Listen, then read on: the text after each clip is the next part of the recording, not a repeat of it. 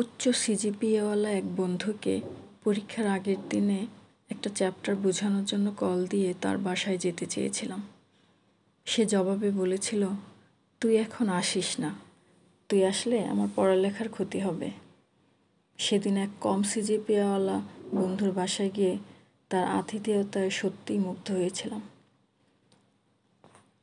বাসার গলিতে ঢুকবার পথে গেইটের সামনে থাকা গার্ড মামাকে প্রথম দিন একটা সালাম দিয়েছিলাম আর জিজ্ঞাসা করেছিলাম, মামা ভালো আছেন? জাস্ট এতটুকুই। এরপর থেকে উনি আমাকে যতবার দেখে ততবারই দাঁড়িয়ে সামনে এগিয়ে এসে জিজ্ঞাসা করবে, ভাইয়া ভালো আছেন?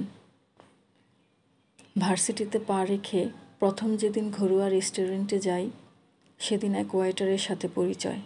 এরপর থেকে গেলেই তার টেবিলে বসতাম, সুখ দুঃখের গল্প করতাম। পরের ঈদে বন্ধুরা কয়েকজন মিলে তাকে ভালো অঙ্কের একটা বকশিশ দিই। সেই ছেলে এখন ওমানে আছে। প্রায়ই ওখান থেকে ফোন দিয়ে বলে, স্যার আপনার কিছু লাগলে বলেন, পাঠাইয়া দিই। কিছুই না, অল্প কয়টা টাকা জাস্ট সবাই মিলে দিয়ে বলেছিলাম, বাড়ি যা, ভালো করে ঈদ করিস।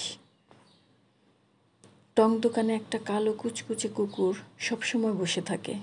একদিন চা খাওয়ার সময় ওটা সামনে এসে লেজ নাড়ছে আর ঘুরঘুর করছে। শুধু 5 টাকার একটা পাউরুটি কিনে খাওয়িয়েছিলাম। এখন প্রায়ই মাঝরাতে চা রুটি খেতে বের হই। আগে ওই সময়টাতে চা খেয়ে সামনের গলিতে যেতে ভয় লাগতো, যদি কেউ ধরে বসে। এখন মাঝরাতেও কানে হেডফোন লাগিয়ে হাঁটি, ভয় হয় না। কারণ ওই কালো কুকুরটা দেখলে তেড়ে আসে, সাথে পা মিলিয়ে হাঁটে। 2টা হাত থাকলে হয়তো জড়িয়েও ধরতো। তার চোখের ভাষা বলে দেয়, কেউ ধরতে আসলে কইলজা খাইয়া ফেলামো। উঁচু শ্রেণী মানুষদের ডিকশনারিতে কৃতজ্ঞতা শব্দটা প্রায় নাই বললেই চলে।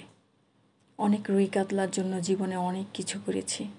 নেগেটিভ গ্রুপের এক ব্যাগ ব্লাড ম্যানেজ করতে সারা রাত দৌড়িয়েছি, কিন্তু পরদিন ভোরে জানতেও চাইনি ব্লাডটি কার, কোথা থেকে ম্যানেজ করেছি। কিন্তু সামান্য একটা গার্ড, রাস্তার মুচি, ক্যান্টিনের মামা, এমনকি টং দোকানের কুকুরটাকেও যদি একটু এহসান করা হয়, তখন পারলে পুরো হার্টটা খুলে দিবে। মানুষ হইতে টাকা লাগে না, মন লাগে।